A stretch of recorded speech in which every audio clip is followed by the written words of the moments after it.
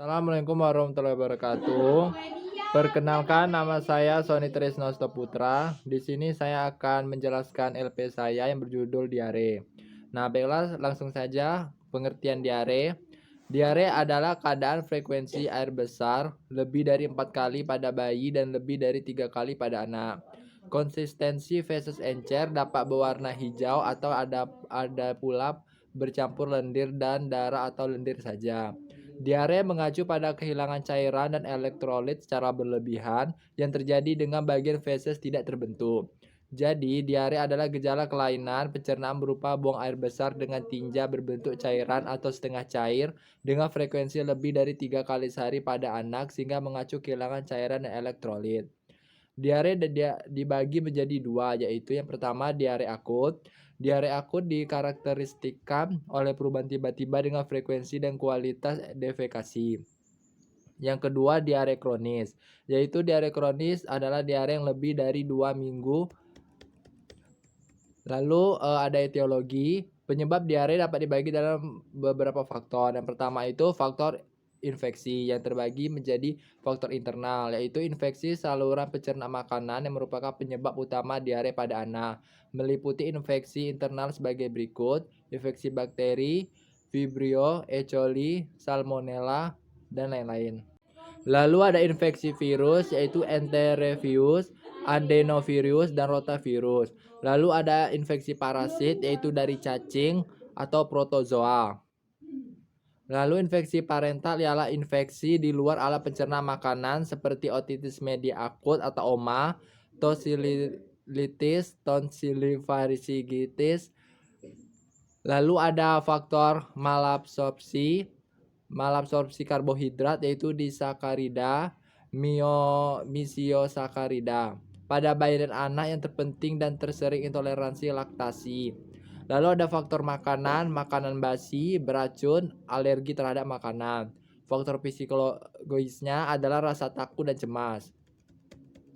Lalu ada patofisiologi, mekanisme dasar yang menyebabkan timbulnya diare yaitu yang pertama, gangguan ostomitik, yaitu akibat terdapatnya makanan atau zat yang tidak dapat diserap akan menyebabkan tekanan osmotik dalam rongga usus meninggi, sehingga terjadi menyebabkan tekanan osmotik dalam rongga, pergeseran air dan elektrolit ke dalam rongga usus.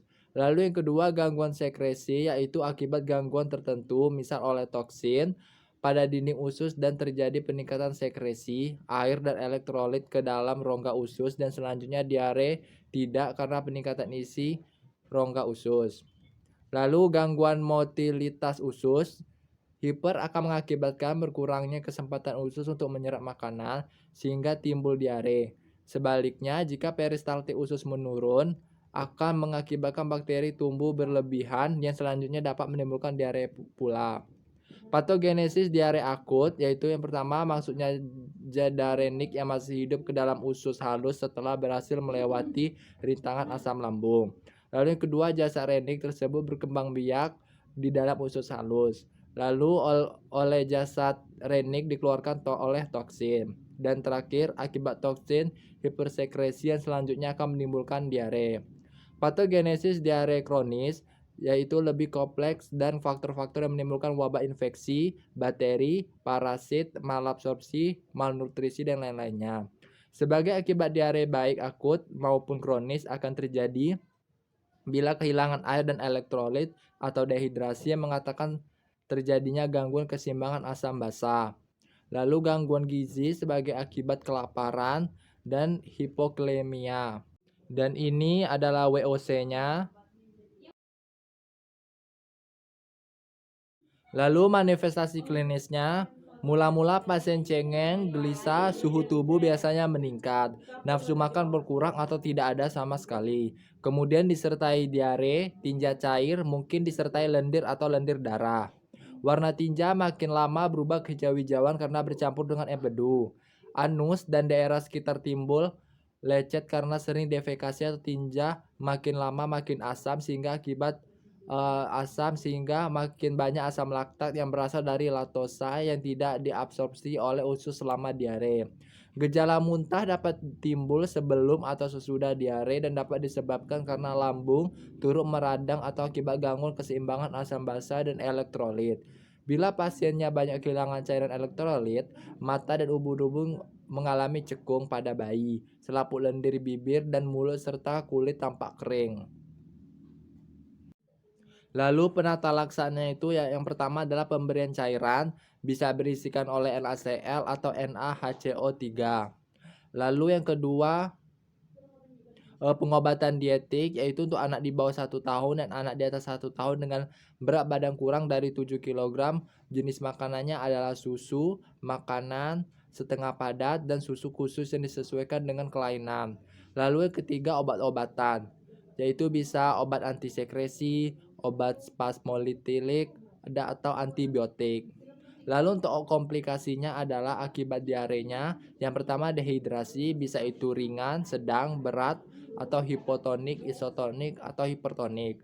Lalu rinjatan hipovolemik, hipokalemia, hipoglikemia, intoleransi sekunder akibat kerusakan fili, mukosa usus, dan defisiensi enzim laktasi. Lalu kejang-kejang pada dehidrasi hipertonik dan malnutrisi energi protein.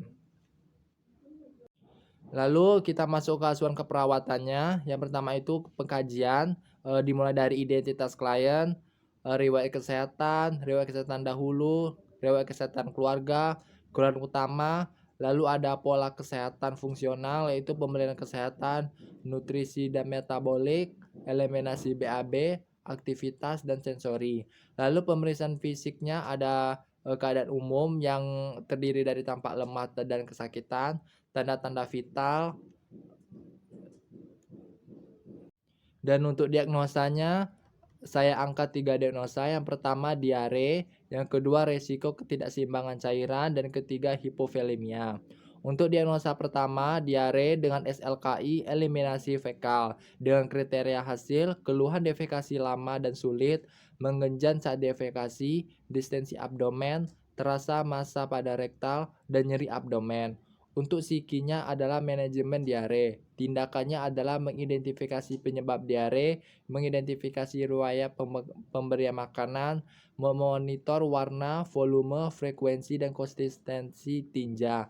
Lalu memonitor tanda dan gejala hipovolemia, memberikan asupan cairan oral, memasang jalur intravena, dan menganjurkan makanan porsi kecil namun sering. Dengan hasil rasionalnya, mengetahui penyebab diare, mengetahui riwayat pemberian makanan pasien, mengetahui warna, volume, frekuensi, dan konsistensi tinja, mengetahui tanda dan gejala hipovolemia, menyajikan minuman pasien, memberikan jalur intravena pada pasien, memberikan cairan IV pada pasien, nafsu makan pasien meningkat, dan pasien menghindari makanan yang dihindari. Lalu untuk diagnosa kedua, resiko ketidakseimbangan cairan dengan SLKI, keseimbangan cairan. Dengan kriteria hasil asupan cairan, keluhan urin, kelembapan membran mukosa, edema, dan dehidrasi. Dengan tindakan psiki manajemen cairan. Tindakannya adalah memonitor status hidrasi, memonitor berat badan harian, memonitor berat badan sebelum dan sesudah dialisis, memonitor hasil pemeriksaan laboratorium, mencatat intake dan output, memberikan asupan cairan, memberikan cairan intravena, dan berkolaborasi pemberian diuretik. Dengan rasional, mengetahui status hidrasi, mengetahui berat badan harian, mengetahui berat badan pasien, mengetahui hasil pemeriksaan lab, memberikan asupan cairan pada cairan, memberikan cairan IV pada pasien, dan berkolaborasi dengan dokter. Lalu diagnosa yang ketiga dan terakhir, hipovolemia dengan SLKI status cairan. Dengan kriteria hasil, ortopnea, dyspnea, edema perifer, distensi vena jugularis, perasaan lemah, dan keluhan haus. Dengan psiki, manajemen hipovolemia. Tindakannya adalah memeriksa tanda dan gejala hipovolemia, memonitor intake dan output cairan, menghitung kebutuhan cairan, memberikan posisi Trendelenburg, memberikan asupan cairan, menganjurkan memperbanyak asupan cairan oral, menganjurkan menghindari perubahan posisi mendadak. Kolaborasi pemberian cairan IV isotonis, hipotonis, koloid, dan kolaborasi pemberian produk arah. Dengan hasil rasional, mengetahui tanda dan gejala hipovolemia, mengetahui intake output cairan pada pasien, mengetahui kebutuhan cairan pasien, memberikan pasien duduk posisi Trendelenburg, dan pasien meminum air putih. Baik, itulah penjelasan dari LP saya yang berjudul diare. Apabila terdapat kesalahan dan kekurangan informasi, saya mohon maaf.